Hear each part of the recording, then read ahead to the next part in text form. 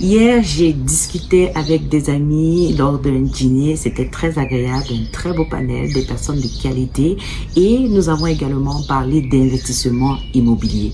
Et une question s'est posée sur la table. Est-ce qu'aujourd'hui, en France, avec toutes les charges qu'il y a, avec la taxe qu'il y a, notamment la taxe foncière qui a augmenté ces dernières années, et cette personne avait clairement raison, est-ce que c'est encore intéressant d'investir en France? Et je me suis rendu compte que potentiellement, il n'y a pas que lui qui se pose cette question. Cette question pourrait intéresser beaucoup plus de personnes. Et donc, j'ai décidé d'en faire une vidéo aujourd'hui. Donc, dans cette vidéo, je vais vous raconter notre conversation. Et également, je vais te poser une question à laquelle je souhaiterais que tu répondes en commentaire à la fin de la vidéo.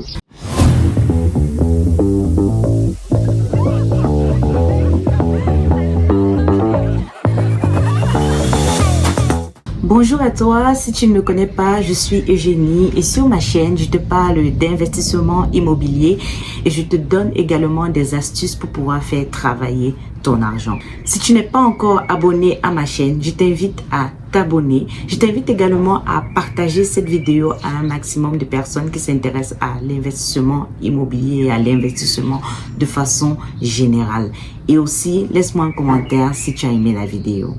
Donc, comme je t'expliquais tout à l'heure, j'ai échangé avec des amis, on parlait d'investissement immobilier et ils se demandaient justement avec tout ce qu'il y a comme dépenses, est-ce que ce n'est pas perdre de l'argent d'investir dans l'immobilier en France? J'ai pris du recul par rapport à cette conversation et je vais te parler ici de deux types de mindset, d'accord?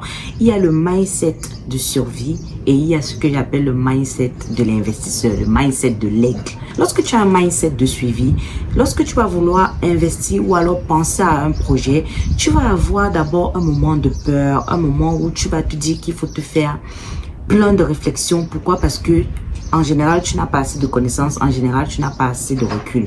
Et beaucoup de personnes qui ont un mindset de survie vont en général avoir beaucoup d'épargne, vont en général avoir peur du risque, vont en général avoir peur de perdre de l'argent.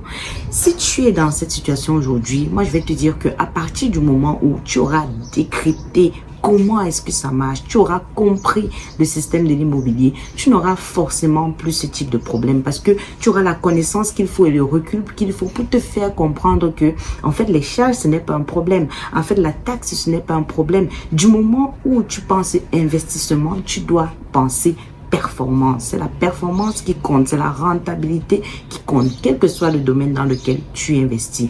Maintenant, je vais me positionner en tant qu'investisseur. À partir du moment où tu as un mindset d'investisseur, tu vas te dire, OK, à partir de la situation qui est actuellement, comment je fais pour gagner de l'argent? Quelle est l'opportunité qui se cache derrière? Parce qu'il faut savoir qu'en général, les gens font de bonnes affaires lorsque il y a une situation de crise. Quand on regarde aujourd'hui ce que Warren Buffett a fait, il a investi dans des périodes où il y avait la crise et son argent s'est multiplié. Quand on regarde aujourd'hui les risques, par exemple, qu'une personne comme Elon Musk a eu à prendre, tu vois un homme qui est multimillionnaire, qui gagne énormément d'argent, mais il prend quand même le risque d'investir toutes les sommes qu'il va gagner dans un nouveau projet.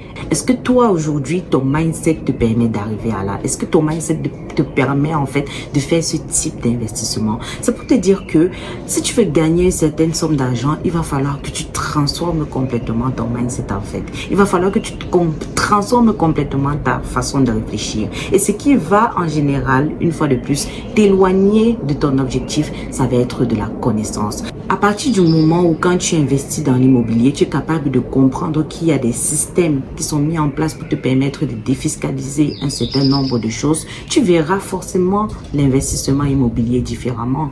Et en général, si tu n'as pas de connaissances, tu vas te limiter en fait aux charges que ça inclut. Mais si tu comprends que dans un système, par exemple, comme le LMNP, tu es en capacité de déduire les charges, tu es en capacité en fait de te faire même des indemnités kilométriques lorsque tu pars, par exemple, visiter un logement, de déduire un certain nombre de choses, tu ne vas plus voir l'investissement immobilier de la même façon.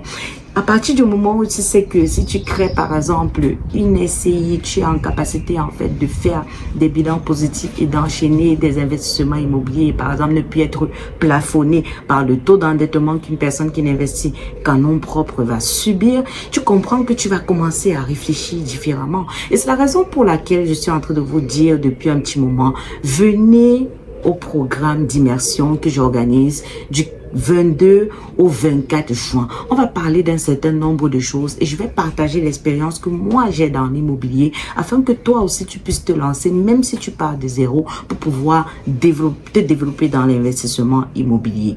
En fait, à partir du moment où tu considères qu'un investissement est un risque, demande-toi si c'est pas toi qui représente un risque pour ton investissement. Quelles sont les informations que tu as à ta connaissance pour avoir du recul sur l'investissement que tu veux faire? Si tu n'as pas assez de connaissances, va chercher de la connaissance.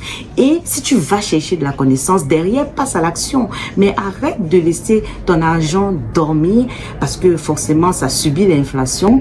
Beaucoup d'investissements, en effet, peuvent être à risque, mais c'est à toi d'aller chercher les informations qu'il te faut. C'est à toi d'aller t'informer pour dérisquer au maximum ton projet. C'est à toi d'aller analyser pour pouvoir investir, en fait, de façon sereine.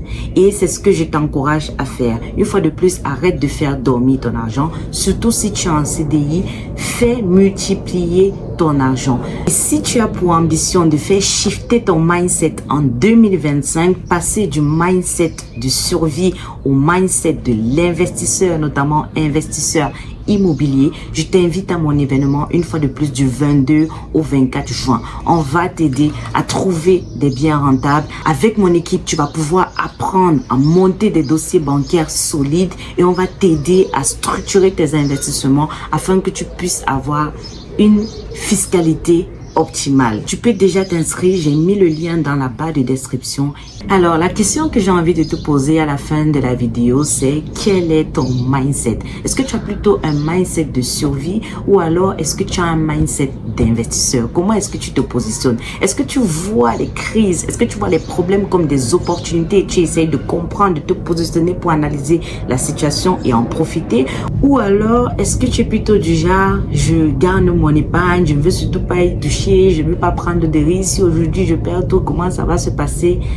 Tu ne peux pas passer à un certain niveau si tu ne changes pas de mindset. Tu ne peux pas passer à un certain niveau si tu ne fais pas un shift, si tu ne changes pas ta relation à l'argent. Parce que tout ça, c'est une question de relation avec l'argent. Tu ne peux pas passer à un certain niveau si tu ne comprends pas que l'argent, c'est un flux.